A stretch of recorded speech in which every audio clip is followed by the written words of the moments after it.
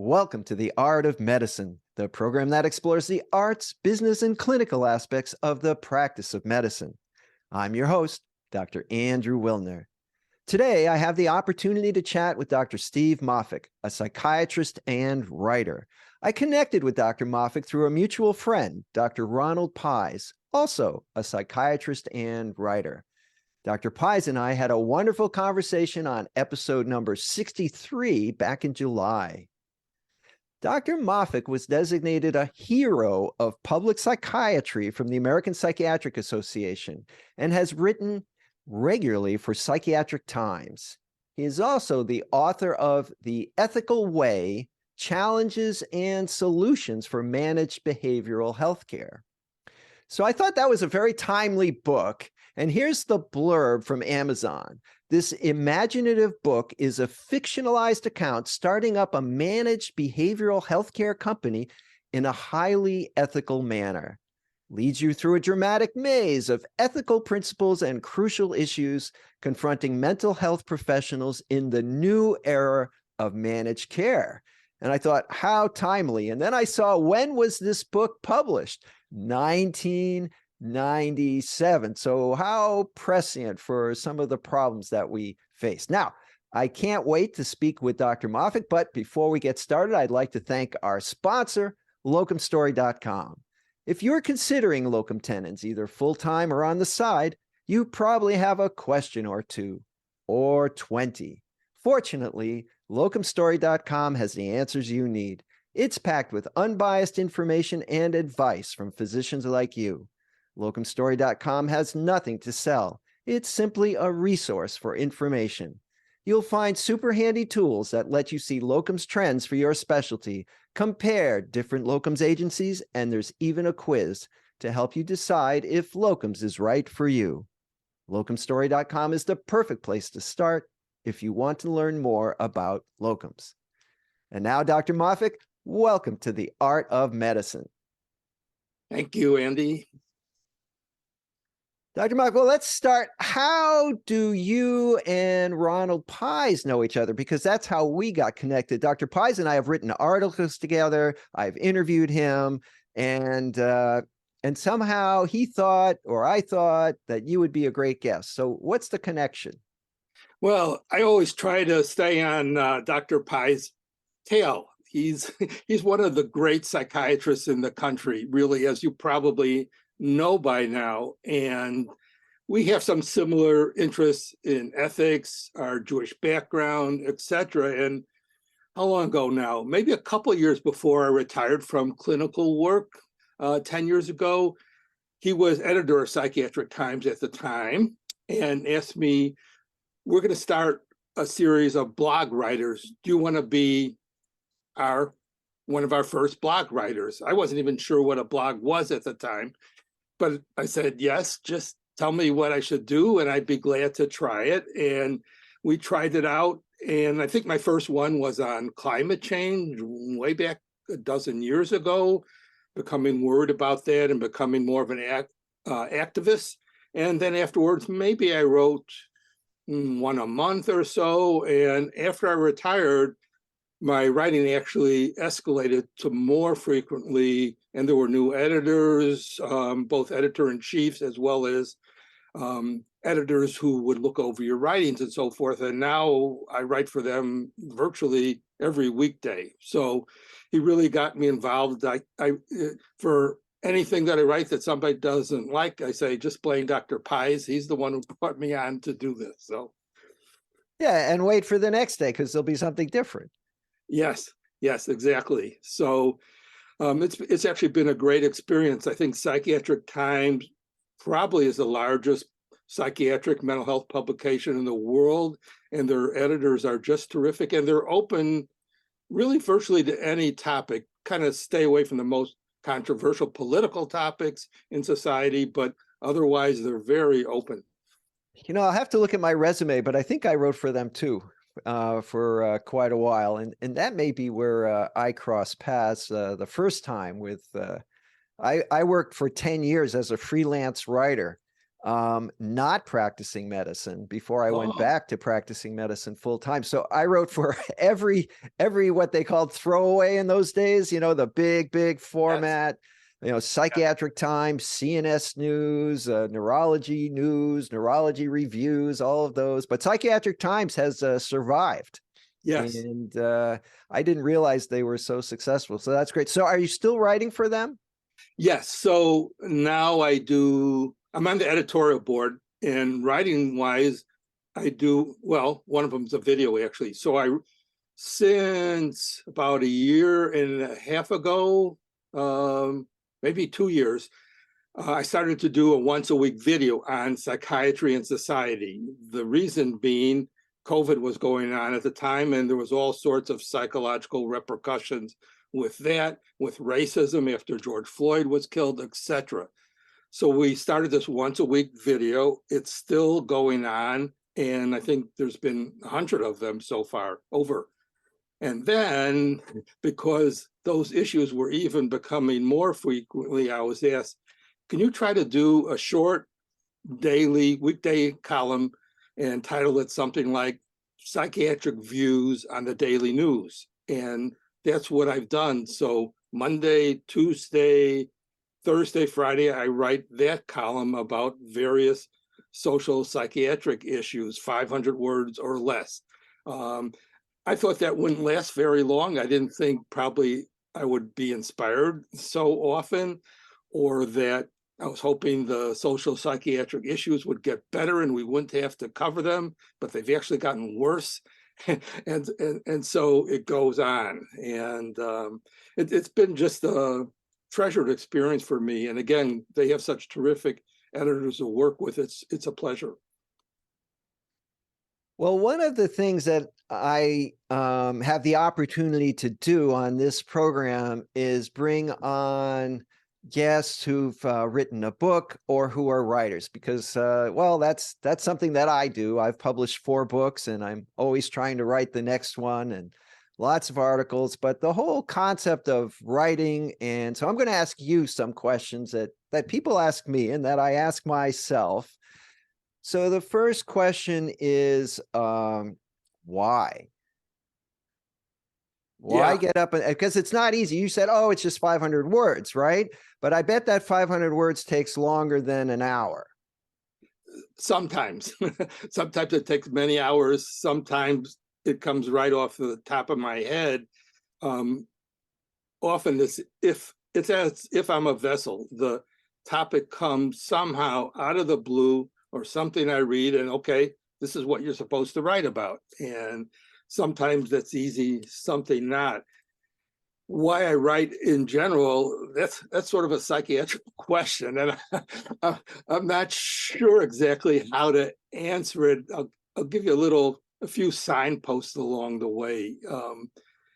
Often I think back to grammar school, and I had this terrific, demanding English teacher who told me, you can write well, but you've got to do this and this. And that meant be more concise, watch your grammar, and so forth, but try to keep writing. I didn't do much writing then, and it really didn't come to pass again until I was a sophomore in college at the University of Michigan, and I decided to take a creative writing class. And I had just met my future wife, and I wrote a story about meeting her. And that became important between us and sort of inspired me to think of writing more. But then medical school came. But I did a little writing on the side besides that. I had become interested in jazz music.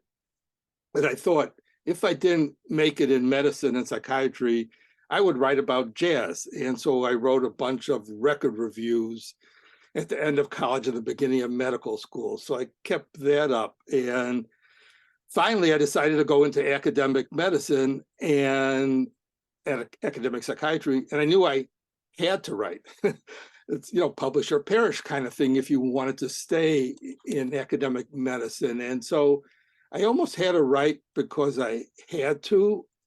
I didn't really love that kind of writing, the kind of writing that would qualify for academic advancement. But I did it anyways. The kind of writing I liked more was more kind of free form. I liked writing letters to the editors of newspapers, that sort of stuff. But I did that stuff and edited a couple of books, wrote one book about managed care along the way. And so I did it, but I didn't love it. The writing I do since I've retired, I love.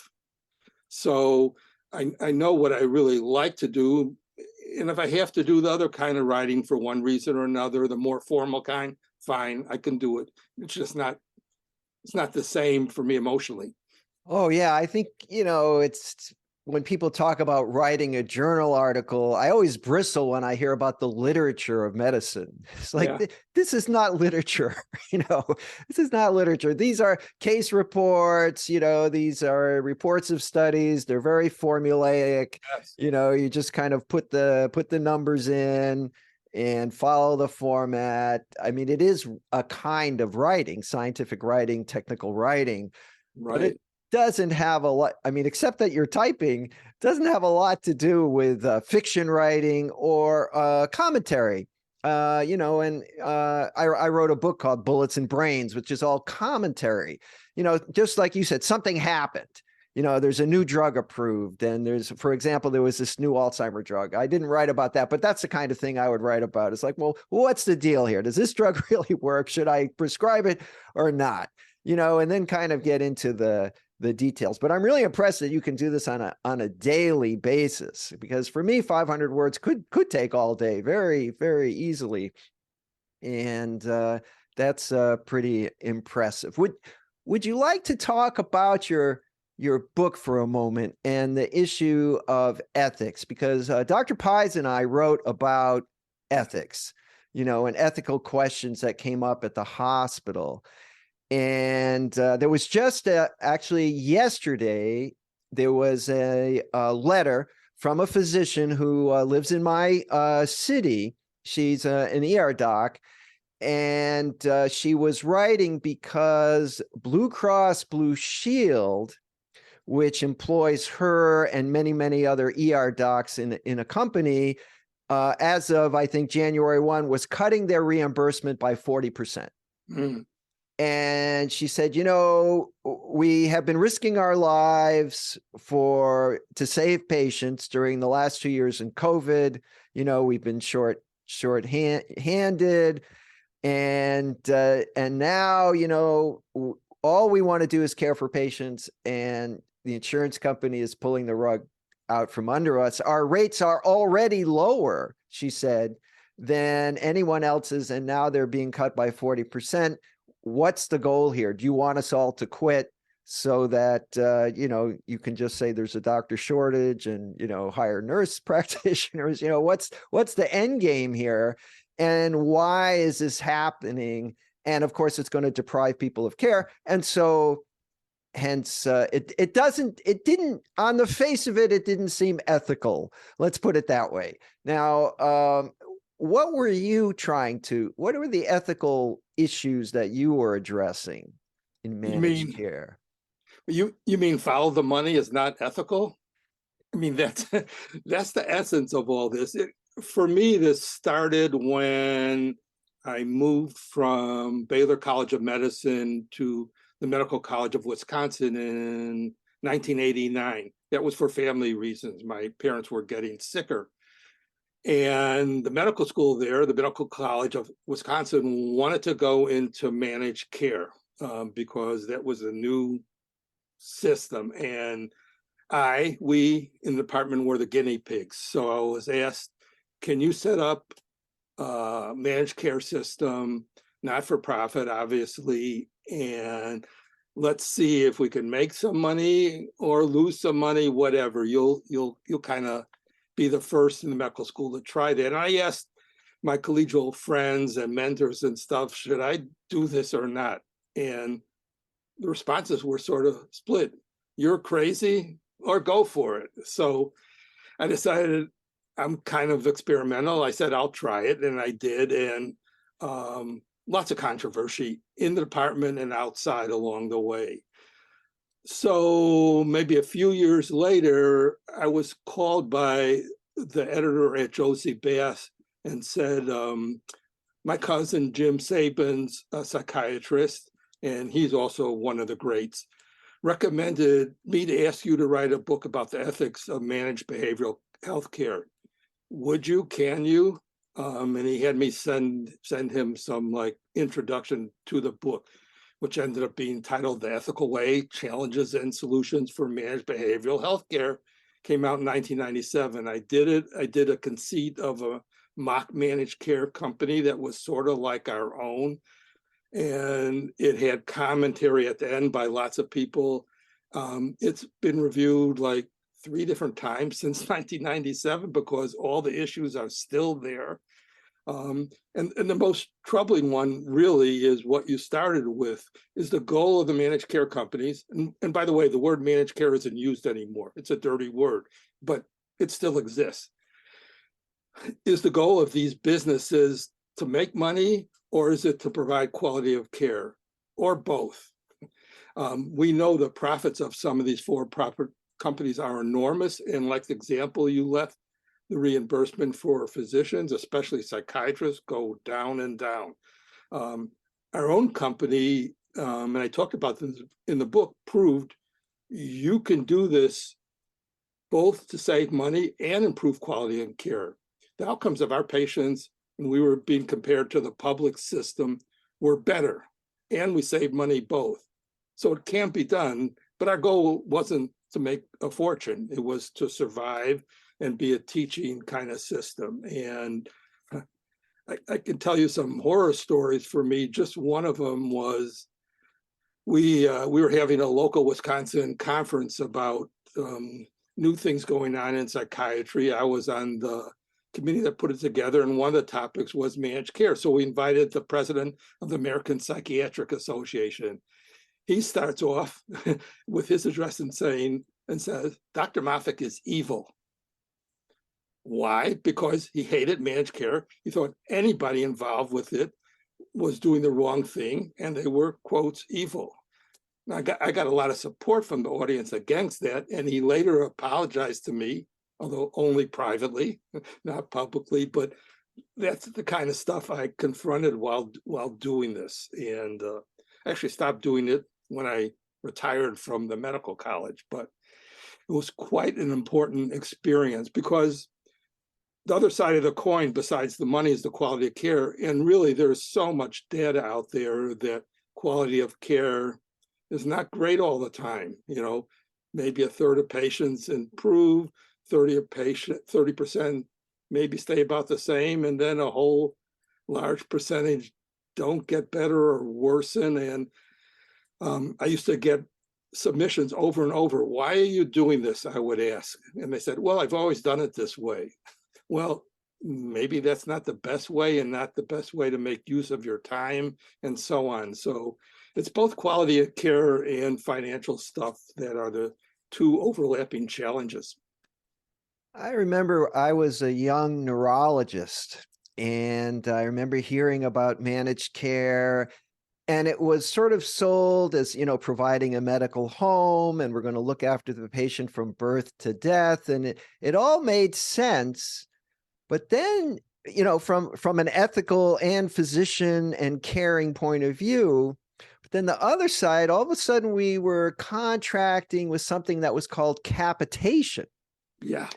And, you know, I was not an ethical expert, and I was pretty busy, but somehow it's like, this doesn't make sense to me. It's like, we're going to get X number of dollars, and not too many dollars, say $100 per patient per year with it. And it was a population of patients. It's like, well, what happens if somebody needs, you know, a lot of MRI scans or something? It's going to cost, you know, $10,000. And then, you know, and we were paid with the money left over. That was the way it worked. I said, well, this makes no sense at all, because every single time you order a test, you're confronted with this, gee, this is money out of my pocket. Well, of course, that was the design. That's why they did it that way. But as a physician, this was obviously the wrong I guess there is right and wrong in the universe. I'm convinced this is the wrong way to go. And I think, I don't know if capitation still exists, but it was an obvious, money-making experiment, not designed to improve quality of care. Yes, sort of. I mean, our first contract was a capitation one. I think way back then it was $5 per member per month. Okay. Now, the justification, just psychiatry. So the justification for it, this is the amount of money being spent in the public sector right now. You will transfer to a capitated contract for you. And so you ought to be able to do at least as well as they've done. I said, okay, that was an interesting challenge. I put myself as the medical director as one of the clinicians, so I knew what it would feel like. And we reviewed everybody's care along the way. Now, one advantage was psychiatry doesn't have a lot of tests, right? So you don't have to worry so much about getting that approval. What took our money was inpatient hospitalization. Hospitalization, sure. So third day, for instance, I get called, we have a patient with schizophrenia in the hospital, and we ask, how long do you expect to keep them? And they might say weeks. Well, why weeks? And they couldn't explain it again. This is what we always do. And I said, well, we'll review how you're doing in a few days. In the meanwhile, our manager in the department said, you better watch this. I don't want to lose money. And so we would have to negotiate with them. Why do they really need to stay in? And over time, the length of hospitalization for patients like this in psychiatry dropped from weeks to days, as it is now. And it's really insufficient because we don't even have the outpatient services to pick up these patients adequately. And that was really the ethical issue. It was more like, how do you decide what adequate quality of care is for the psychiatric patients? Not ideal, because we never had anywhere close to the amount of money for ideal care, but what was adequate, and how do you monitor that? And that's what intrigued me about it. But the companies themselves, for the most part, their major goal was making money, not the quality of care. And that's the dilemma we're in today. It's because it's still going on. And of course, we don't have a national system of care. So it's like a free for all now.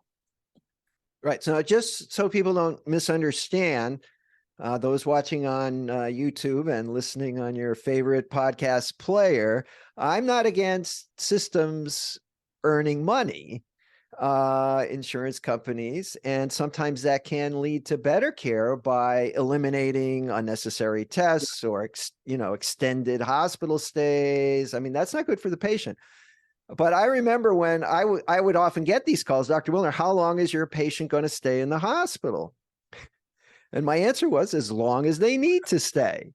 And they didn't like that, but that is the right answer. When they're ready to go home, they will go home. And, for each patient, that is a very complex decision that has to be individualized. And you can't just say, oh, they had their appendix out, they stay 2 days. They had a baby, they stay 2.5 days. They had cardiac surgery, they stay 7 days. Certainly there are averages, but when you have a physician-patient relationship, that's one-on-one, and the averages aren't that important. So that's my position. So let me ask, did you come up with an answer? Because as you say, it's a free-for-all now. So what do you propose? Well, in cases like you're mentioning, I would ask you for the details. Now, what are the details as to how you're going to decide? Probably the most typical example in psychiatry is suicidality. Okay, lots of patients come in because they're apparently at suicide risk. How do you know when that risk is low enough that you can discharge them, right? And if they could give me a convincing answer, fine. I know as a psychiatrist, people hide their suicide, plans, and it's really tricky. And So it takes negotiation, but I must tell you, sort of by the end, when I stopped doing managed care in the department, it was because I thought the amount of capitated money we had wasn't adequate, the way I could figure it out. By then I could figure out, well, what are we going to do for this amount of money for this population? And the money from the people who were paying for the contract seemed inadequate to me. So I said, we have to stop, or at least I'm stopping. I'm not going to manage this anymore because there's not enough money. Because we're going to be demanding people get out of the hospital in 2 days instead of 5 days in order to break even. And that's impossible. So, where to draw the line that the treatment should be let to continue because the patient still needs it in that setting. It's almost like a one-on-one kind of a ongoing evaluation. The odd thing about it is there's this, once you start doing this a lot, people know it's going to happen and they cut down themselves without you even trying, so it's kind of this halo effect. And so, for young people, young psychiatrists now, they're not bothered as much by this as us older psychiatrists became, because this is what they know. They're not going to have much time in the hospital with patients. They're not going to be able to do 2 or 3 times a week psychotherapy for months on end with most insurance contracts. It's not going to happen, and they kind of go along with it. So, it's a big societal issue also. Okay, so more articles to write for sure. I am curious about your award, Hero of Public Psychiatry. It seems a little unusual. And how does one prepare for such a thing? Yeah, I don't know. I don't know why I got it. It was a little tricky. So when did I get that award? It was from the American Psychiatric Association Assembly, and the head of the assembly had asked me, we're going to present this award at the next annual meeting. Who would you recommend for the award? So I gave her a couple people I knew. And this was 4 psychiatrists who worked in community psychiatry, sometimes called public psychiatry, poor people, and who, by the way, there was never enough money to take care of patients adequately. So it was like managed care by some other name, always. So anyways, I gave the name, and then I got a letter from the American Psychiatric Association saying, you're getting this award at the next meeting. It was like, I was sort of tricked, and maybe it was a secretarial error. They thought that you were the one instead of, the people you were asking. Yeah, I don't know, but it basically had something to do with a long amount of time I was working in public psychiatry. My clinic got some awards along the way and notoriety, and so forth. And by then I had done managed care in the public sector, despite all the controversy about that. So, when people use the word hero, it's usually you're taking a risk of your personal life to help others. So I asked, what does the word mean here? And he said, you were risking your reputation by some of the stuff you did. And for us, that counts as being heroic. And I did, that example that I was called evil by the president of the American Psychiatric Association. Right now, is this the same association that gave you the award? Yes. Yeah. But it had a new president by then. Yes. Fortunately, the president's only lasts 1 year. So, and I later got another award in 2016 for administrative psychiatry, which in a way overlapped. It was partially because of the administration I did in managed care and other stuff in psychiatry. So some people recognized what I was doing may have been important to recognize. I don't know. The most the stuff I like the best, because we're talking about writing and stuff, is when what I've written seems to make some sort of dent on people. So just to mention a few other more recent books, I was the main lead editor in a series about psychiatry and different religions. 2019, it was on Islamophobia and psychiatry. Next year, anti-Semitism and psychiatry. Following year on Christianity and psychiatry, and now asked to edit one on the Eastern religions and spirituality and psychiatry. Well, I got a note recently from one of the top cultural psychiatrists when I asked him about this new project and whether I should try to do it. And he said something like, your books foretold the future, do it. So, when you get that kind of feedback, that's really rewarding, because it feels like, I was writing and editing something that seemed important over time, maybe was even ahead of its time a little bit. And that's great. That's more rewarding than those formal rewards I mentioned. So that's great. And I will put those links in the show notes. Well, I trusted my friend Ronald Pies that you would be a great guest, and I have not been disappointed. Is there anything you'd like to add before we close? No, I appreciate this opportunity, and there's so much thanks along the way to do this. And obviously, because I was hit with slings and arrows along the way, without the support of my wife and other family, including my kids, a rabbi son and a career counseling daughter, but especially my wife, who actually got me out of a couple of messes I wouldn't have gotten out of. Without her support and constructive criticism, this would have been, the work I've done, especially the writing, wouldn't have been possible, because, once the stuff is out there, especially now with the internet, there's no taking anything back. So need a thick skin.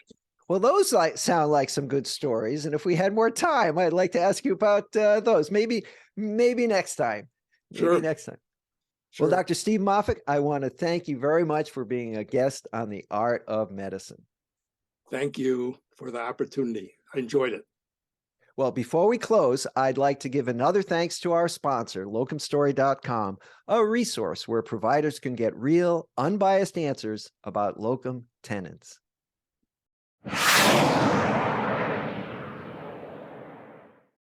This program is hosted, edited, and produced by Andrew Wilner, MD, FACP, FAAN. Guests receive no financial compensation for their appearance on The Art of Medicine.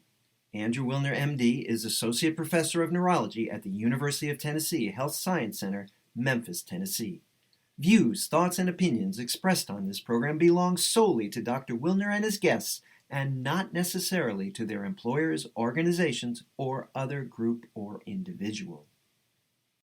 While this program intends to be informative, it is meant for entertainment purposes only. The Art of Medicine does not offer professional financial, legal, or medical advice. Dr. Wilner and his guests assume no responsibility or liability for any damages, financial or otherwise, that arise in connection with consuming this program's content. Thanks for watching. For more episodes of The Art of Medicine, please subscribe. www.andrewwilner.com